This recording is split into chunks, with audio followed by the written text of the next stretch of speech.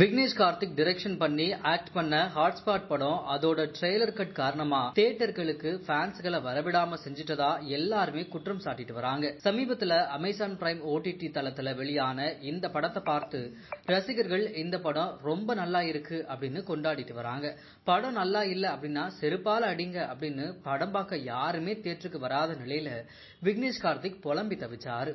ஒரு படத்தோட வெற்றி தோல்விக்கு இப்போ ப்ரமோஷன் தான் ரொம்ப மிகப்பெரிய பலமா இருக்கு அப்படின்னு எல்லாருக்குமே தெரியும். இருந்தாலும் சாண்டி அம்மு அபிராமி நடிச்ச கதைக்கு எந்த ஒரு முடிவுமே இல்லாம படத்துல முடிச்சிருக்காங்க. ஆனா படத்தோட ஒரிஜினல் கிளைமேக்ஸ் ரெண்டு பேருமே சேர்வது போலதான் எடுத்தோம் அப்படின்னும் இப்போ அந்த டெலிட் கிளைமேக்ஸ படக்குழு வெளியிட்டிருக்கு.